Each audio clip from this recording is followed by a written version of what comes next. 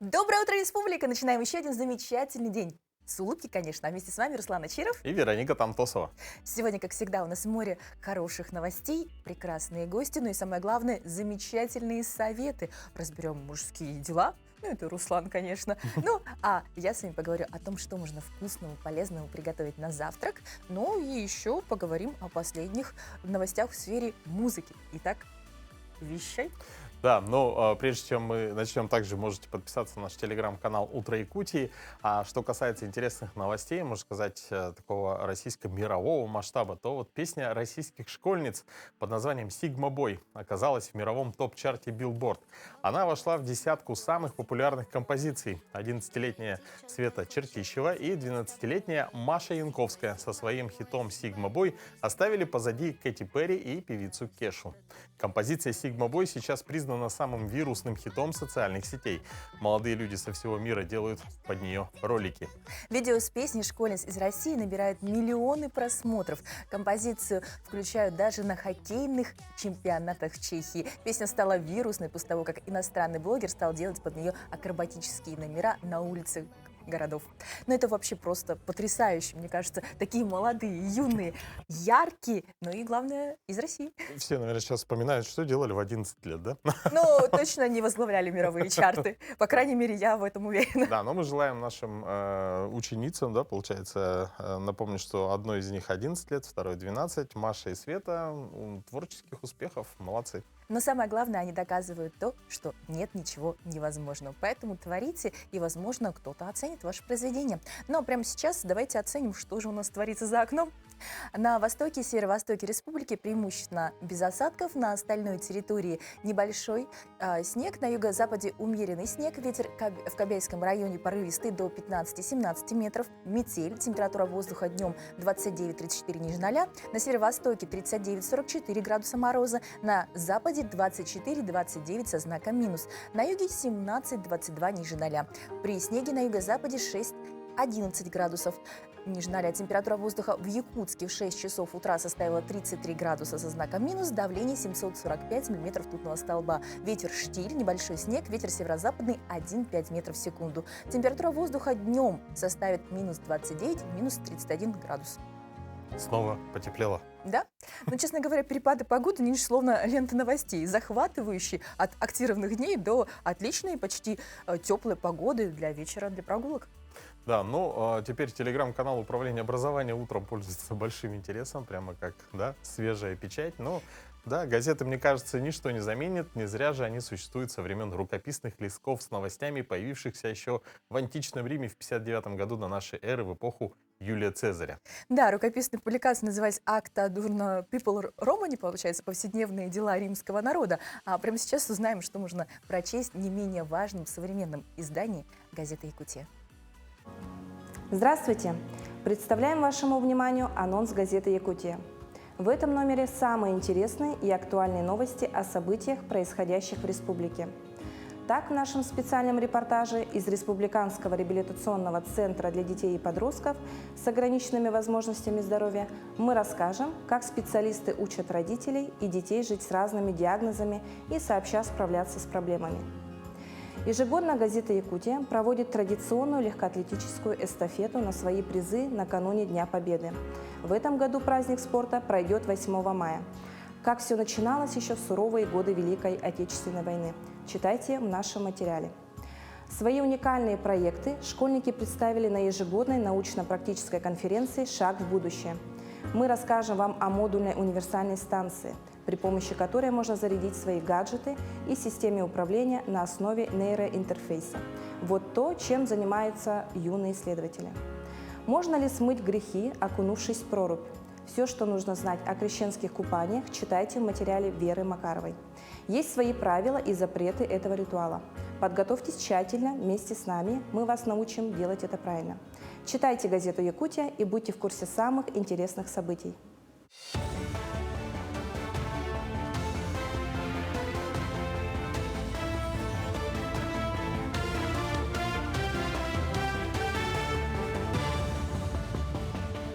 Доброе утро! Расскажу актуальные события к этому часу.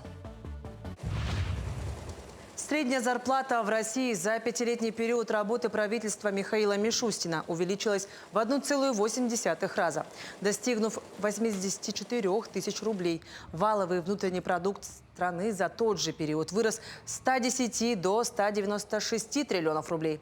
Согласно предварительным оценкам на 2024 год, несмотря на замедлительный рост в реальных величинах с учетом инфляции, экономика все же преодолела негативные последствия пандемии и воздействия более 10 тысяч западных санкций.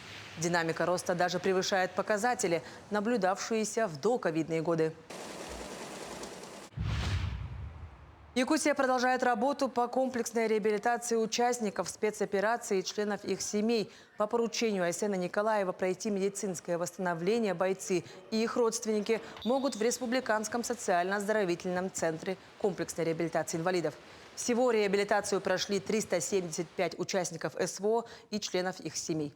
Техникумом-интернатом ведется профориентационная работа. Ее прошли более 50 участников СВО и 66 членов их семей. Продолжается сотрудничество с бассейном «Самородок», где для наших участников спецвоенной операции проводятся занятия по гидрокинезотерапии. Продолжается проведение обрядов Алгыз дома Арчи, которые способствуют укреплению духа, обретению душевного спокойствия наших бойцов и их родных.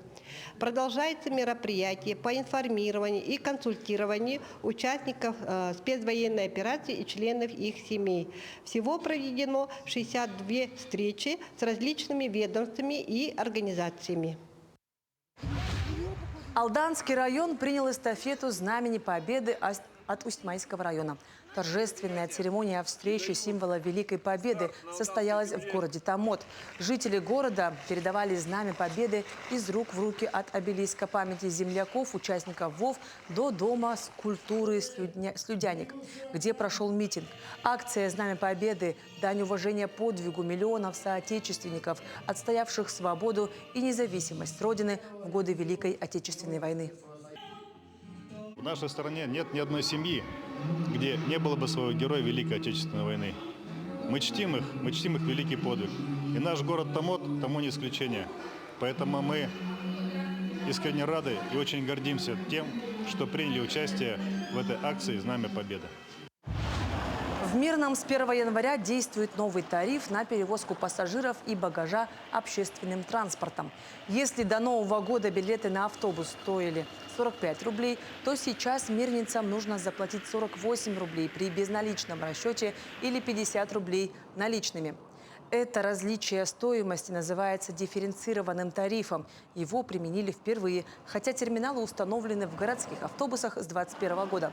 Оплата онлайн помогает эффективнее контролировать пассажиропоток. Эти данные позволяют скорректировать направление автобусных маршрутов и определить необходимое количество транспорта. Изменение стоимости проезда обусловлено многими факторами. Например, дефицитом водителей, индексацией зарплат, ценами на топливо, но, как сообщили в администрации города, цены могут повышать не чаще, чем один раз в год. Ну, здорово, когда с утра много интересных новостей вообще. Да, не спорю, но еще значимость дню, конечно, придает информация об исторических событиях. И сегодняшний день не исключение. 17 января 1773 года британский исследователь капитан Джеймс Кук и его команда впервые в истории пересекли Южный полярный круг. Это произошло во время второй кругосветной экспедиции, которая длилась с 1772 по 1775 годы. Да, и правда, если вы давно мечтали тоже отправиться в кругосветку, ну или хотя бы начать прогулки на свежем воздухе, можно сделать это сегодня и приурочить к такой знаменательной дате. Ну а чем еще знаменательный день сегодняшний, узнаем прямо сейчас.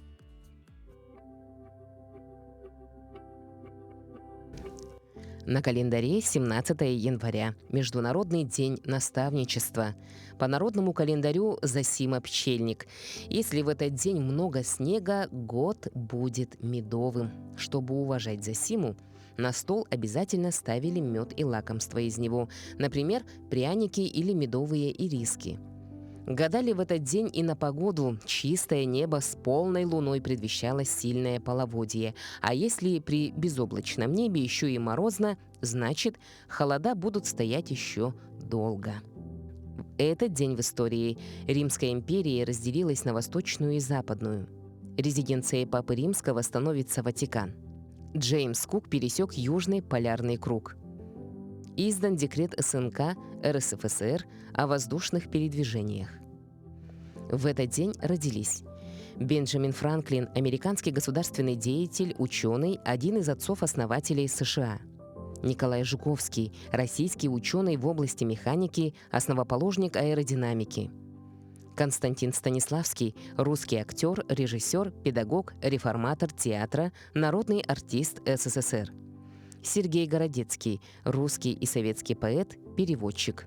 Леонид Трауберг, советский кинорежиссер и сценарист, народный артист РСФСР. Далида, французская певица и актриса. Мухаммед Али, американский боксер, олимпийский чемпион. Майя Чебурданидзе, советская и грузинская шахматистка, шестикратная чемпионка мира по шахматам, гроссмейстер. Именины сегодня отмечают Александр, Аристарх, Артем, Архип, Афанасий, Денис, Ефим, Иосиф, Карп, Климент, Марк, Никанор, Николай, Павел, Прохор, Семен, Степан, Терентий, Тимофей, Трофим, Фаддей и Филипп. Но еще одна знаменательная дата в календаре. 17 января отмечается Международный день наставничества. Именно в этот день мы говорим спасибо всем, кто сопровождает нас на пути развития и помогает двигаться к успеху. Примечательно, что с 1 марта этого года наставничество официально признается дополнительной работой, за которую наставникам будет полагаться оплата. А еще Минпросвещение страны предложили 2 марта установить День наставников. В каждом коллективе есть такие люди, которые щедро делятся с молодыми своими знаниями и опытом. Об одном таком человеке, учителе Томмотской школы Алданского района, речь пойдет в следующем сюжете. Живой уголок с тропическими черепахой, попугаем, улитками и рыбками – все можно подержать в руках. И все это дополнительный учебный материал, чтобы увлечь школьников биологией, географией, удивлять, заинтересовать, применять новые методы и формы обучения. Педагогическая кредо учителя географии и биологии Татьяны Ивановой. Татьяна Фаритовна прекрасный учитель, мы ее очень любим. У нее очень хороший стиль преподавания. Она очень хорошо объясняет материал и всегда старается преподнести все в подробностях.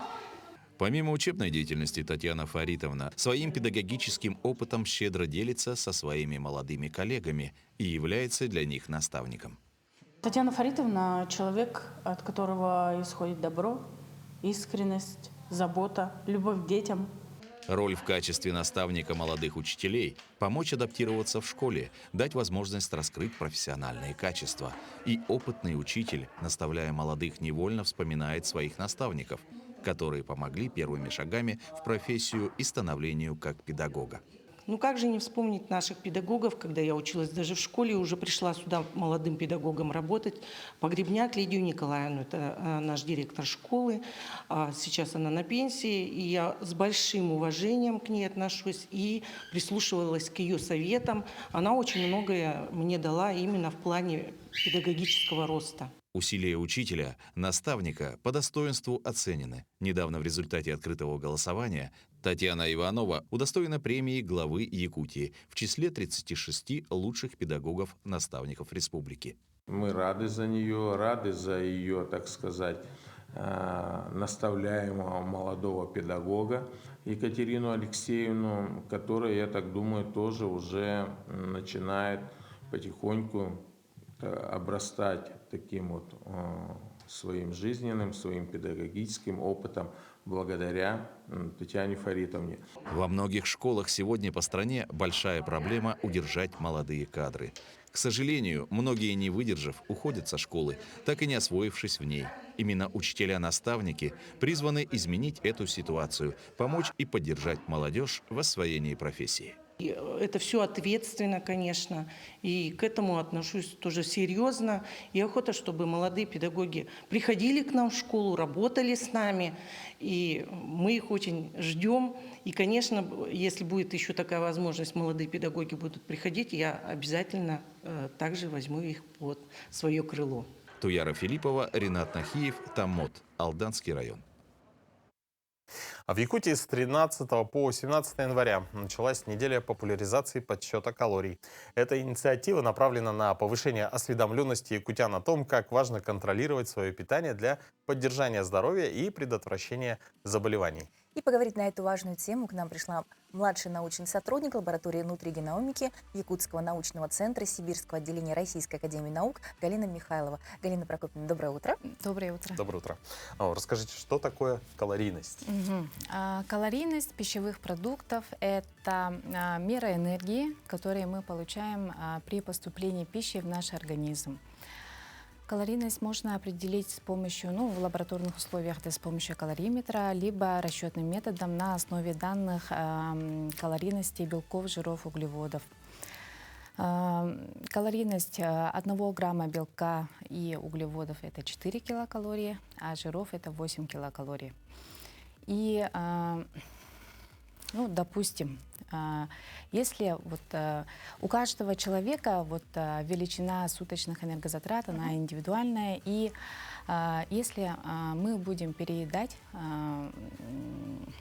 в колораже, если будем переедать, то это приведет к прибавлению в весе, к избыточной жировой массе, повышается жировой запас. Допустим, если человек будет переедать в день по 200 килокалорий, то это будет откладываться в жировой массе от 10 до 20 граммов в день, что в год составит от 3,5 до 7 килограмм излишней жировой массы, избыточного веса. И все мы знаем, что избыточная масса тела приводит к развитию, запуску множества заболеваний, таких как инсулинорезистентность, сахарный диабет второго типа, заболевания сердечно-сосудистой системы, опорно-двигательного аппарата, у всех появляются проблемы с суставами, различные типы раков и другие заболевания. А от чего зависит, в принципе, суточная энергозатратность? То есть сколько, как можно предположить, сколько энергии ты тратишь в сутки, чтобы подсчитать, какой колораж тебе нужен?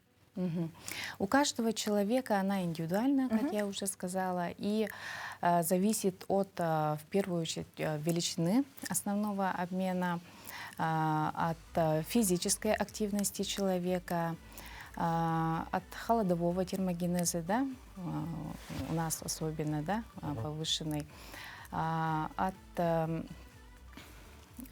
процессов роста у детей, также плода у беременных и выработку молока у кормящих женщин.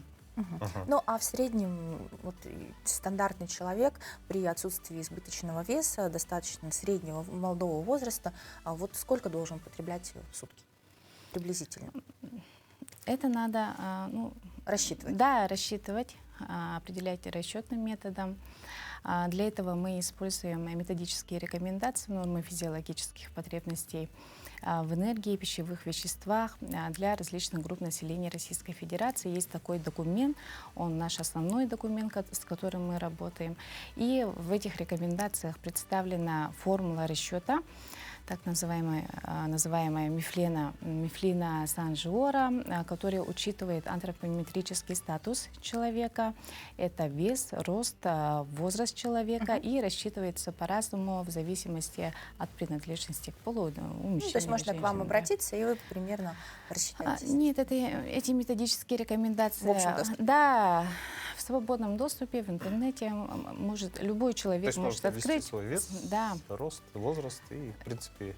с помощью этой формулы можно рассчитать величину основного обмена, и потом это уже нужно умножать на коэффициент физической активности. Как его измерить? Коэффициент физической активности классифицирован по 4 группам, согласно этим методическим рекомендациям. И к первой группе 4 разных коэффициента. Первый коэффициент – это коэффициент для работников преимущественно умственного труда, интеллектуального. Второй коэффициент – это для работников легкой степени тяжести, третье – это средней степени тяжести, и четвертое – это работники тяжелого физического труда. Там прописаны, какие виды работ можно открыть, посмотреть и рассчитать. Ну, мы, наверное, в первой группе относимся. В первой группе, Вряд ли можно сказать, что у нас тяжелый труд. которые иногда ходят в спортзал, да? Ну, иногда это очень редко. А есть ли вот какие-то научные рекомендации вот в этой сфере? То есть какие-то, может быть, новые какие-то открытия? Вот в декабре 2024 года, буквально месяц назад, приказом Министерства науки и образования Республики Саха-Якутия утвержден единый стандарт обеспечения горячим питанием дошкольных и общеобразовательных организациях республики. И там вложены наши разработанные совместно с авторским коллективом, в том числе нашими сотрудниками, примерные цикличные меню для воспитанников детских садов и школьников. И в этом меню нами рассчитаны все показатели, да, это и микронутриенты, и макронутриенты, в том числе, по сегодняшней теме это вложенность энергетической ценности. Включены туда национальные блюда народов Севера, Арктики, и также учитана 15% надбавка, как для жителей Крайнего Севера. Очень интересно. То есть поправка на да, мороз, да? Да, все. А какие советы можно дать для контроля энергетического баланса? То есть вот что делать, чтобы не переедать все-таки? Ну, во-первых, это вести дневник питания. Мы всегда рекомендуем сначала прописать, что человек ел и пил в течение 5 суток. Ну, как минимум. Чтобы исходить из каких-то данных, да, сначала, чтобы человек увидел, где он переедает, где не доедает, где что не учитывает. И тогда можно скорректировать эти недочеты и уже составить свой рацион с учетом той формулы, да, о которой я упомянула, и придерживаться этого рациона. При этом надо учитывать сбалансированность по белкам, жирам, углеводам. Да? Есть соотношения, которые нужно придерживаться. Это на 1 грамм белка и 1 грамм углеводов приходится 4 жиров, приходится 4 углеводов. При этом еще нужно придерживаться сбалансированности энергии по приемам пищи. На завтрак мы должны потребить 20-25% от суточной калорийности рациона. На обед насытный 30-35%, ужин 20-25%, и должно быть 2 перекуса до 10%. И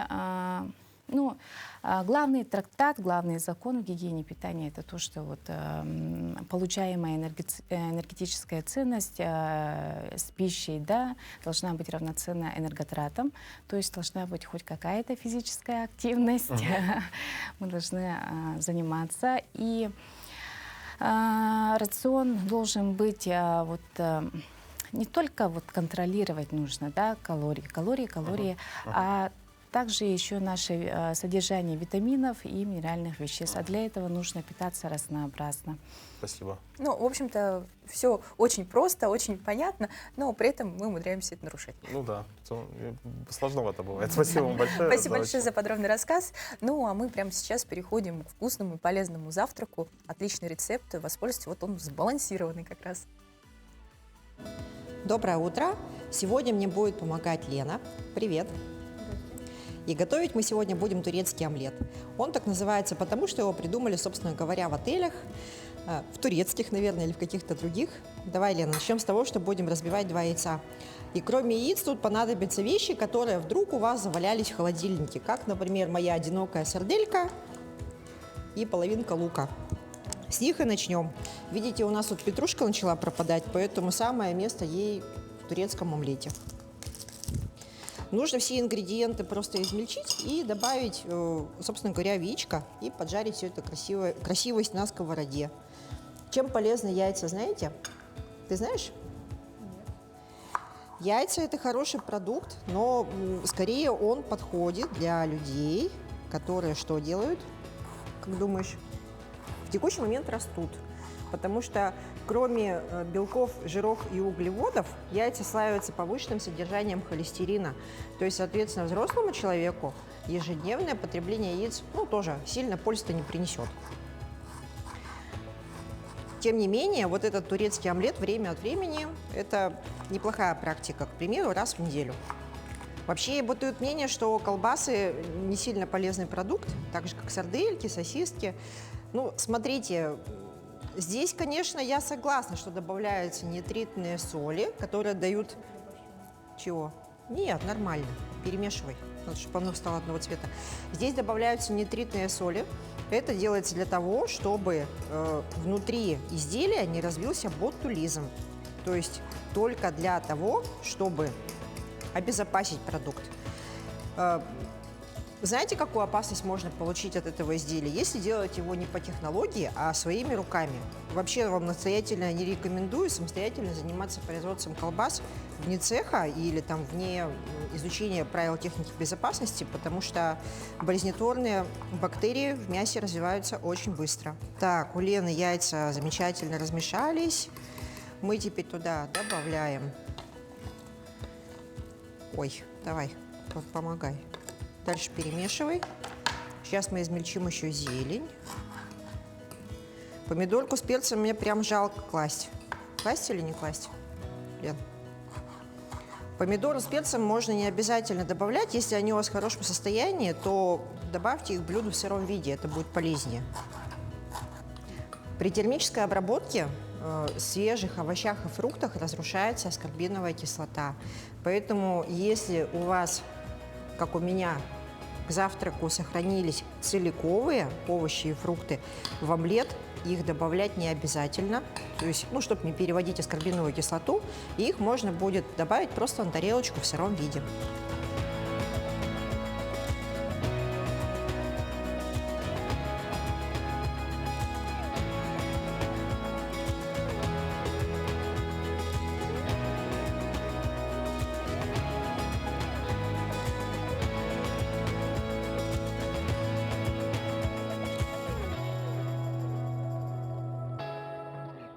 Наш турецкий омлет готов. Всем хорошего дня. Приятного аппетита. Ну что, я думаю, многие из вас попробуют этот рецепт. Ну а пока готовится ваш завтрак, самое время сделать утреннюю гимнастику. Доброе утро! Сегодня у нас будет комплекс на пробуждение и расслабление мышц спины. Для этого комплекса не понадобится много времени и не понадобится никакого оборудования. Достаточно коврика для фитнеса. Если же у вас его нет, то вы можете использовать одеяло или домашний коврик, так, чтобы поверхность была не сильно твердой. Мы будем сейчас с вами отстраиваться в 4 нейтральные точки. Уводим кисть под плечо, ноги на ширине плеч. На вдохе мы будем с вами прогибаться. И на выдохе округлять спину. Так мы будем делать 3 повтора. Вдох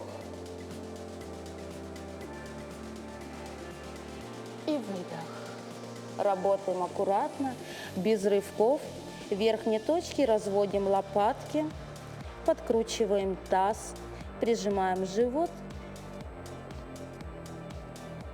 И на вдохе прогибаемся, макушкой тянемся к копчику. Взгляд прямо перед собой. Далее зафиксировались в положении круглой спины и уходим в небольшие перекаты в этом положении. Назад, мягко, до состояния натяжения поясничного отдела. И возвращаемся вперед в упор на кисть.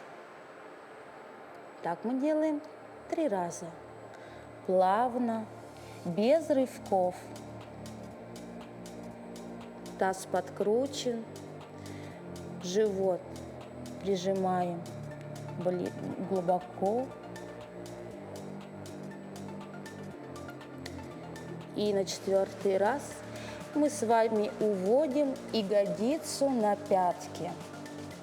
Живот укладываем в воздушный треугольник между бедер.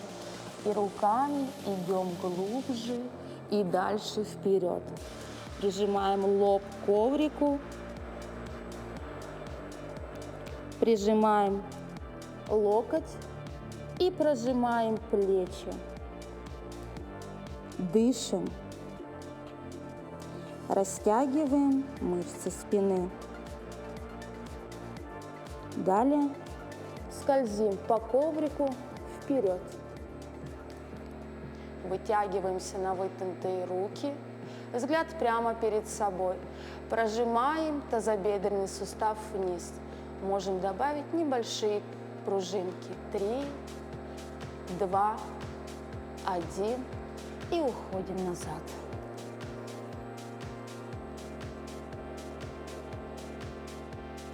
И снова растем вперед. И прожимаем. Спокойно, без рывков, на 3 счета. И возвращаемся назад.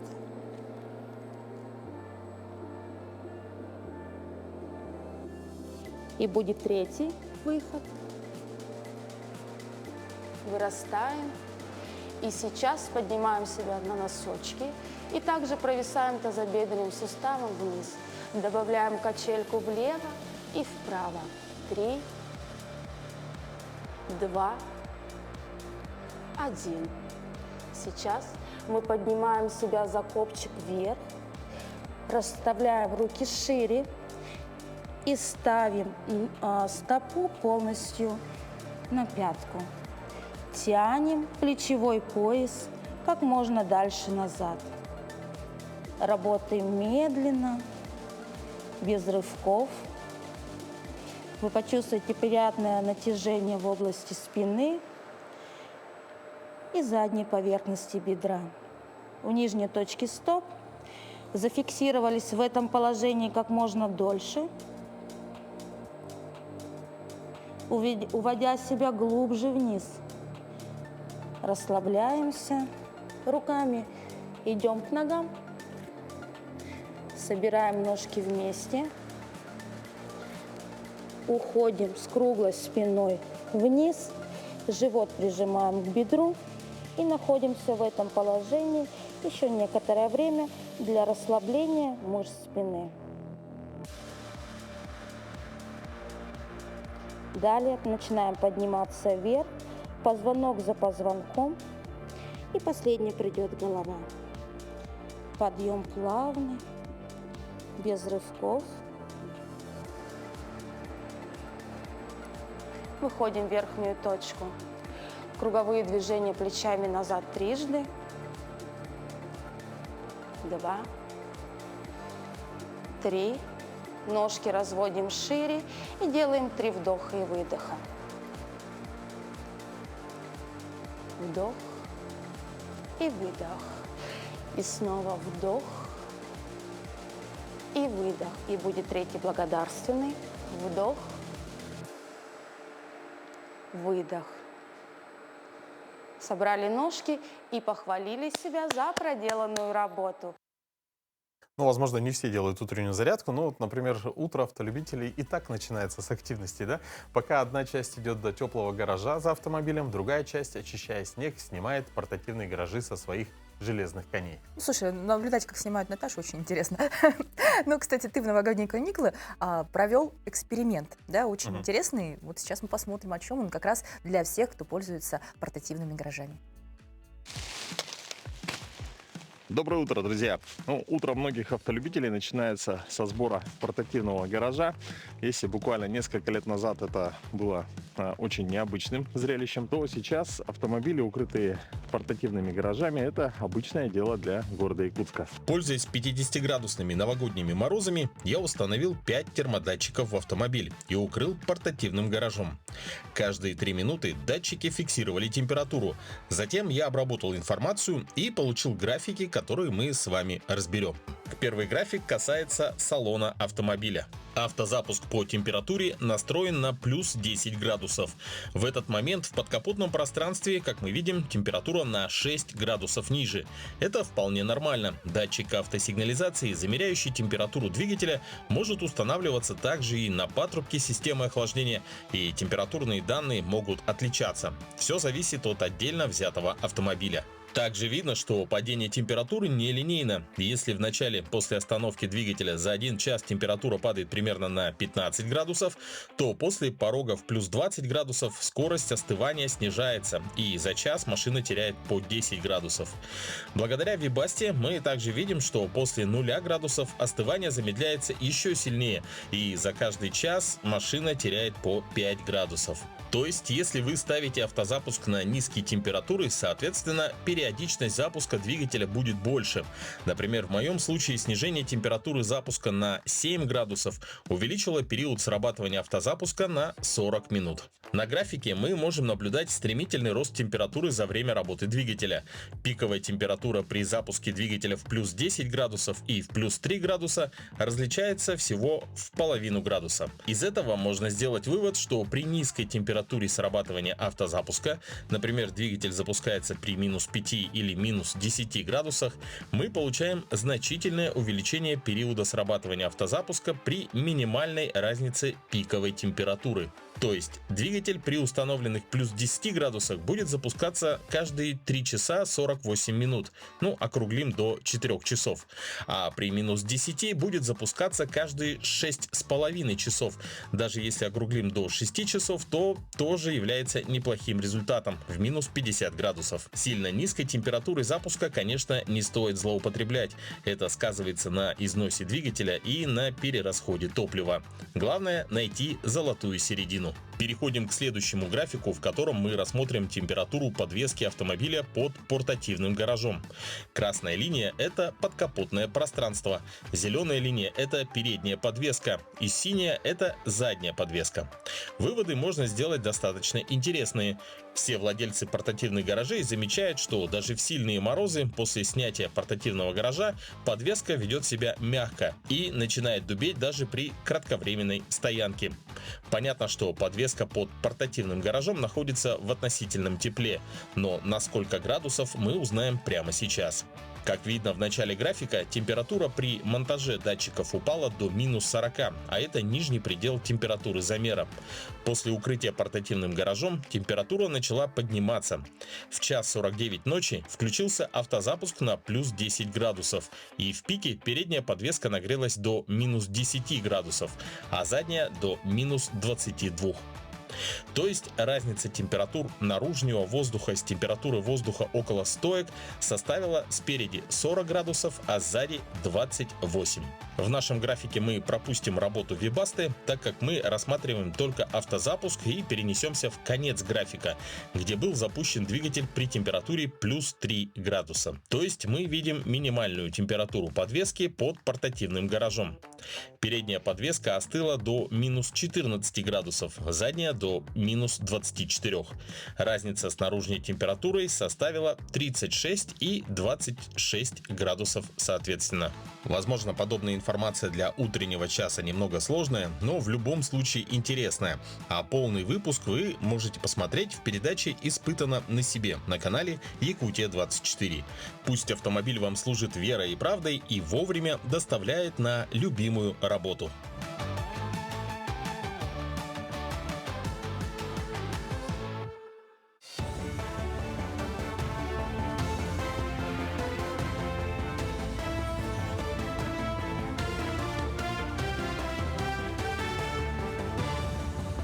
Продолжим говорить о самых заметных событиях к этому часу.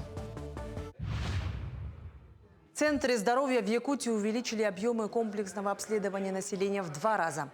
За прошлый год такое обследование прошли 28 тысяч якутян.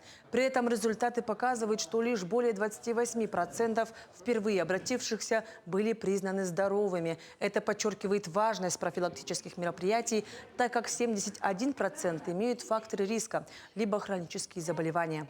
Центры здоровья работают в Якутске, а также в Алданском, Мегино-Кангаласском, Намском, Нерюнгринском, Сонтарском и других районах. В столице республики в литературном музее состоялось юбилейное мероприятие, посвященное 120-летию якутского драматурга Степана Ефремова. Его первая пьеса «Сон работника» написана в 1924 году. Первым же опубликованным произведением стала пьеса «Старое и новое» 1927 года. Всего ему принадлежат более 2 десятков пьес, многие из которых были поставлены на сценах театров Якутской АССР. На юбилейном мероприятии развернулась выставка с фотографиями спектаклей драматурга, личные вещи и рукописи. На встречу приняли участие писатели, артисты, его земляки, ученики, дети и внуки. В советское время, например, его очень много ставили, а теперь-то другие эти пьесы ставят, другие темы. А на самом деле, если пересмотреть его работы, они тоже так же актуальны. Допустим, вот его знаменитые «Братья» и Небиллер, да, это в 1934 году на сцене театра было поставлено. И тогда я репертуар посмотрела, и я вообще поразилась. Это бессмертное произведение. Поделиться своими историями и вдохновить других на творческие свершения смогут айхальцы. В поселке развивают проект «Энергия творчества». Продлится он год. На проект планируют приглашать мастеров на все руки и просто творческих личностей Айхала. Первым гостем проекта стала фотограф Алена Просолова. Она поделилась азами фотосъемки и секретами создания удачных селфи на мастер-классе. Рассказать о видении мира через объектив камеры помогли вопросы от зрителей. Программу вечера украсили выступления юных музыкантов из детской школы искусств. Проект обещает стать яркой платформой для вдохновения и обмена идеалами среди жителей города. В Нерингринском районе проходят подготовительные работы к православному празднику Крещения. Традиционное место ночных крещенских купаний – река Чульман. Здесь очищаются от снега площадки для купели, готовятся места размещения палаток и стоянки для автотранспорта. Крещенскому купанию будут предшествовать праздничные богослужения в храмах, а также церемония освящения воды в месте массового купания. По статистике прошлых лет ожидается, что в крещенских купаниях примут участие несколько тысяч человек. По предварительному прогнозу, в ночь на 19 января в Нерингре ожидается до минус 30 градусов мороза. Нерингринская городская администрация совместно со всеми силовыми структурами, службой спасения, пожарной охраны проводит подготовку купели, подготовку техники, которая будет обеспечивать подачу тепла в палатки, подготовку и охрану правопорядка. Также на сегодняшний день уже утвержден график движения рейсовых автобусов. Движение будет происходить с 23:00 от остановки Сок-Шахтер до непосредственно реки Чульман с промежутком полчаса. К этому часу это вся информация. Встретимся в эфире. Вот понятно, что, конечно, наше настроение зависит от хороших новостей, да? Но, знаешь, от чего зависит наше настроение именно зимой? Ну, я думаю, скорее всего, от погоды и от наличия солнца. И да, и нет. Оказывается, от снега, да, от снега становится светлее, и он отражает до 95% солнечных лучей. Когда светло, активнее вырабатывается гормон радости. А еще, оказывается, даже есть День снега. Давайте узнаем, когда отмечают этот неофициальный праздник и где в Якутске самое снежное место. Всемирный день снега отмечается в последнее воскресенье января. Еще одно название этого праздника – Международный день зимних видов спорта. Якутия – один из самых холодных и снежных регионов в стране. Местами снег выпадает уже в сентябре, и в горах не тает даже в летние месяцы. И поэтому не случайно именитые спортсмены-лыжники, члены сборной страны, как только выпадет снег, приезжают тренироваться в Южную Якутию. Погода тоже изумительная. Небольшой минус. Все лыжники, скажем так, пищат от удовольствия. Если бы в Якутии был рейтинг снежности, то по праву в первой строчке значился бы Алданский район. Здесь сугробы высотой с дома. Каждое утро убираем снег. Вот это зарядка наша. А куда деваться? Снег не только спорт и зарядка, но и увлекательное хобби. Просто вот так шапку держу, пока на нее что-нибудь нападает, а потом смотрю, есть ли там что-то подходящее. Так, с помощью обычной шерстяной шапки Галина Мазалевская делает очень красивые фотографии снежинок.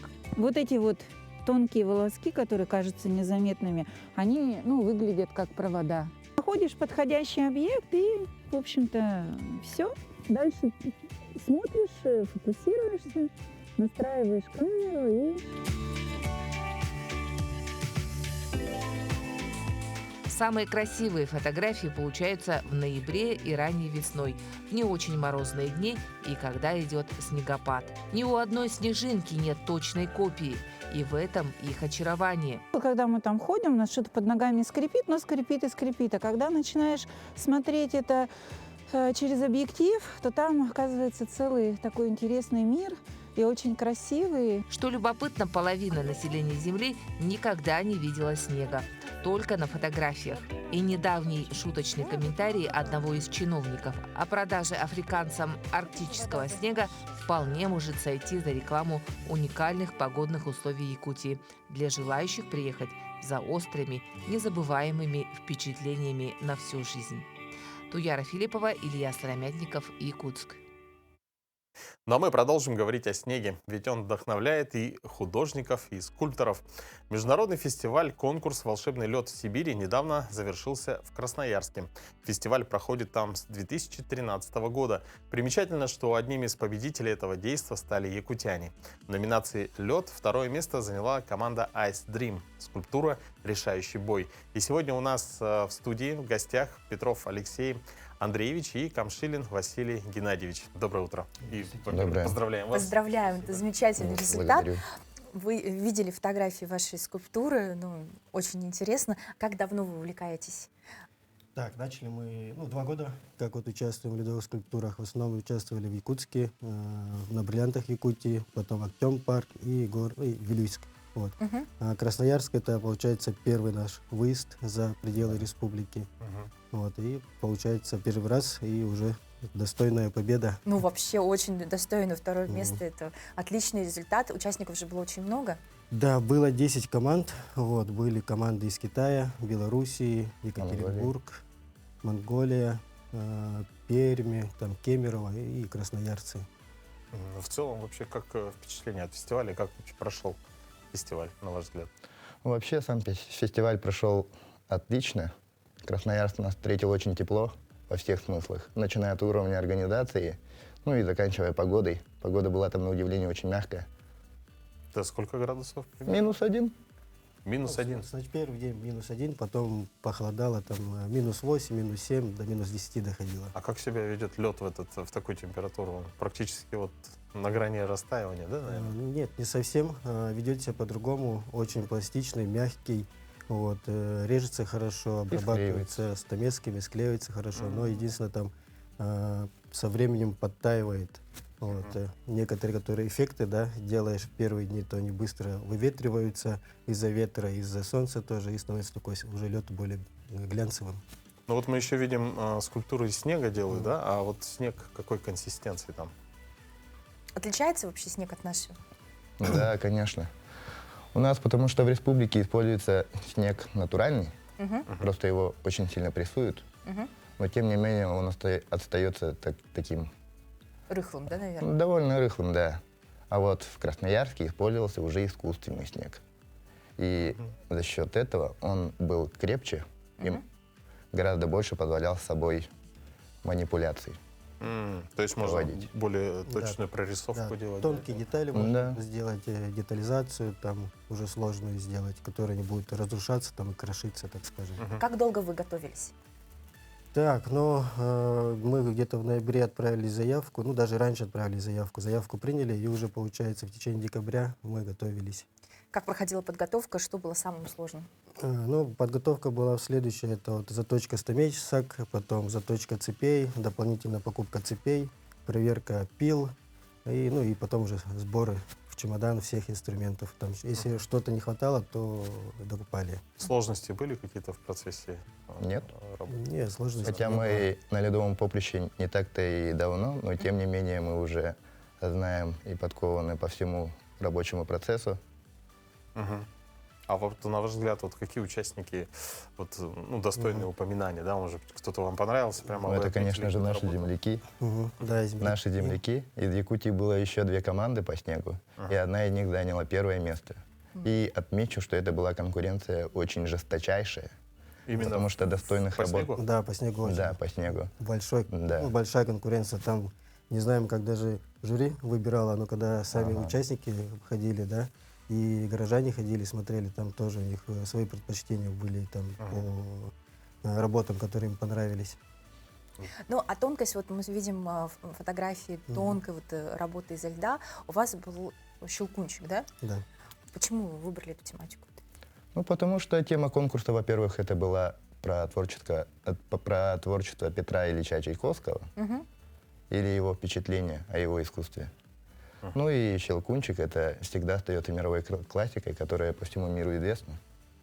Мы решили не оригинальничать, а просто выразить наш взгляд на эту тему. Тонкая работа, там, видимо, такая корона прям сделана, все в мельчайших деталях. Как вообще это удалось? Ну, постепенно все делали. Сначала выстраивали как бы основную большую массу, потом уже второй день доделывали основную массу, после уже делали детали, корону отдельно, вот, которые высокие штыри были, там шарики, хвост, скипетр. И потом уже в последний день, когда уже вся масса уже была готова, приклеивали. Все мы родом со школы знаем, насколько хрупкие сосульки. Вообще, да. Вот эта вот часть же корона, Да, она очень да. тонкая. Она напаивается сверху, да? Просто представляли и с помощью шприца уже добавляли понемножку водички, и она быстро схватывалась. Представляешь, какая тонкая работа? Да. Не дышать, да? Сейчас мы будем это Да, наподобие такого и было. Какие дальнейшие планы? Куда собираетесь? Так, ну, дальнейшие планы дальше участвовать в других различных конкурсах, которые будут уже за пределами республики.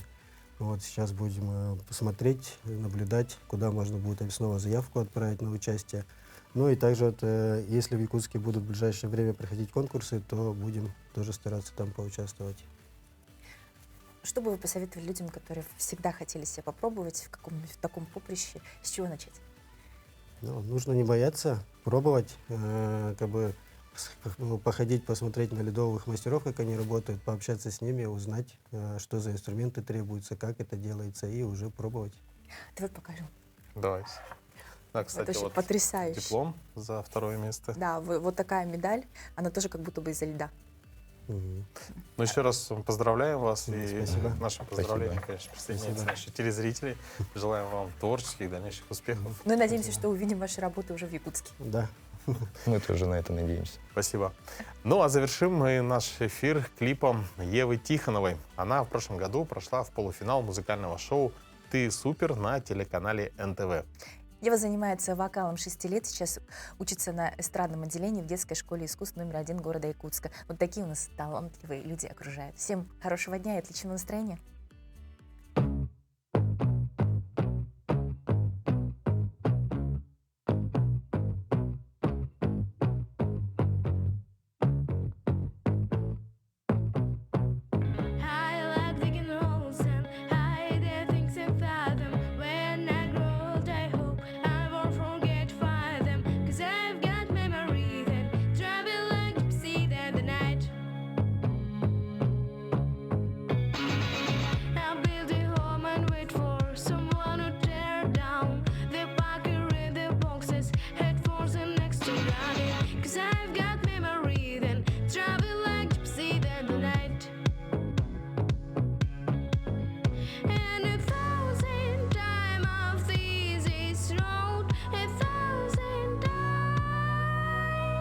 I've got no roots, but my home was never on the ground. I've got no roots, but my home was never on the ground. I've got no roots. I've got no roots.